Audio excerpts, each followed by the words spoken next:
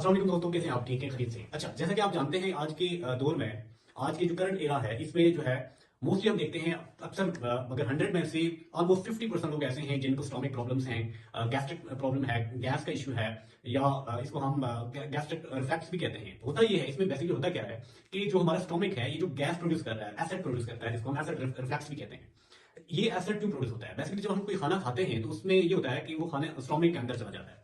Stomach के अंदर जाने के बाद इसका काम होता है, ये जो एसिड सिक्रीट करते हैं, हमारा स्टोमिक जो मैदा होता है उसकी जो खुली होते हैं, सेल होते हैं, वो क्या प्रोड्यूस करते हैं? एसिड प्रोड्यूस करते हैं।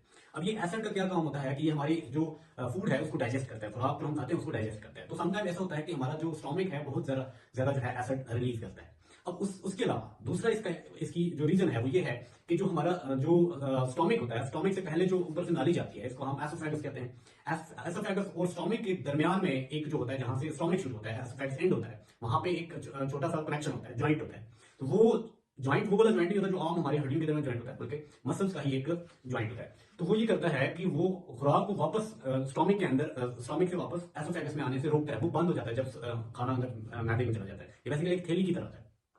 तो अब होता ये है कि जब वो स्फेंक्टर मसल्स उनको हम कहते हैं, वो क्या हो जाता है, वो वीक हो जाते हैं। अब जब वो जो वीक होता है तो वो प्रॉपरली बंद नहीं होता, तो जो एसिड है, जो फूड है, वो रिफ्लेक्स करते हैं, वापस ऊपर आती है। स्पेशली जब हम खाना खाने के फौरन बाद लेट जाते हैं, तो लेट जाने से क्या होता है कि हमारा जो स्टोमिक होता है और जो एसोफेगस होता है वो एक प्लान में आ जाते हैं। तो प्लान में आने की वजह से वो वापस फ्लो करता है बाहर, क्योंकि मसल जो होते हैं वो बंद नहीं होते, प्रॉपर बंद नहीं होता। तो इसको हम एसिड रिफ्लेक्स कहते हैं या गैस प्रोडक्शन कहते हैं।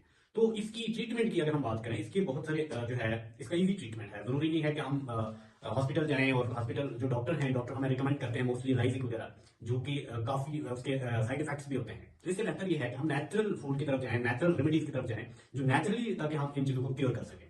तो उसमें ये आता है कि सबसे पहले आप देखिए, अगर आप जो नेचुरली फूड मौजूद हैं, लाइक हमारे पास सौंफ है, उसके अलावा अजवाइन है, ठीक है, इस तरह की जो चीजें होती हैं, ये इन स्टोमिक प्रॉब्लम्स को या जो डाइजेशन है इसको जो है एनहांस करता है, डाइजेशन को बढ़ाता है। तो इसलिए बजाय हम फौरन ही डॉक्टर के पास जाएं और उनसे हम वो हमें राइजिक दें या कोई भी मेप्राजोल वगैरह इस तरह की मेडिसिन दें, तो बजाय ये कि हम क्या करें, हमें जो है अजवाइन बेहतरीन चीज है जो कि डाइजेशन हेल्प करती है। अगर आपको कॉन्स्टिपेशन है तो अजवाइन बेहतरीन चीज है। उसके अलावा अगर जो है सौंफ जो है ये भी एंटीऑक्सीडेंट होता है और एंटी इन्फ्लेमेटरी भी होता है, आपकी गैस को कम करता है, जिसको हम अपनी जुबान में कहते हैं कि ये ठंडी चीज है। सौंफ बेहतरीन जो है ट्रीटमेंट है, इसलिए अगर आपको गैस वगैरह होता है। तो उसके अलावा अगर हम देखेंगे गैस में मोस्टली होता क्या है कि हमें, या स्टोमिक प्रॉब्लम की वजह से होता क्या है कि हमारे बैक के अंदर पैन होना शुरू हो जाता है, या फिर लाइक चेस्ट पैन हो जाता है, चेस्ट में जो है दर्द महसूस होता है, या उसके अलावा सर दर्द रहता है गैस की वजह से। तो सौंफ जो है बेहतरीन इसका जो है इलाज है। अच्छा, उसके अलावा एक ऐसी चीज जो कि अल्सर का इलाज है, जिस अल्सर का इलाज है, बेहतरीन चीज है, वो क्या है? वो ये है कि हमने करना ये है कि एक हल्दी है। हल्दी अल्लाह पाक ने एक ऐसी चीज बनाई है कि जिसमें बहुत सारे फायदे हैं। इसमें जॉइंट पेन के लिए भी फायदा है, इसमें स्टोमिक पेन के लिए भी फायदा है, उसके अलावा बहुत सारी चीज, क्योंकि ये भी एक एंटीऑक्सीडेंट है। विटामिन इनके अंदर मौजूद होती है, ये सारी चीजें जो मैंने आपको दिखाई। वाइटामिन बहुत जरूरी चीज है। वाइटामिन एक ऐसी चीज है जैसे आपने सुना होगा विटामिन ए, Vitamins. सी के, ठीक है, ये जो है विटामिन बी कॉम्प्लेक्स, जिसमें बहुत सारे विटामिन 1 2 3 वो आते हैं, ठीक है। ये विटामिन, इनको अगर उर्दू विटामिन नाम, इनको उर्दू में हम हयातीन कहते हैं। हयातीन का मतलब होता है लाइफ। लाइफ मीन ये लाइफ के लिए जरूरी है, जिंदा रहने के लिए जरूरी है।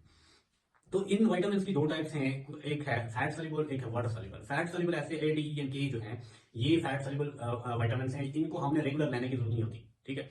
जबकि जो दूसरे विटामिन हैं, विटामिन बी और सी, ये वाटर सॉल्युबल हैं, इनको रेगुलर लेना जरूरी होता है। खैर, ये हम टॉपिक से डाइवर्ट करें तो आज का जो, अगर हम हल्दी की बात करें, तो हल्दी जो है किस तरह जो है मैदे की ट्रीटमेंट हम कर सकते हैं, इसकी मैदे के अल्सर की हम ट्रीटमेंट कर सकते हैं। हल्दी हमने इस्तेमाल कैसे करनी है? हल्दी की एक चम्मच खालस हल्दी पेंसारी के स्टोर से हमने लेनी है, और उसको एक चम्मच जो है हमने डालनी है सुबह, जो है सुबह सवेरे हमने दूध के अंदर डालनी है।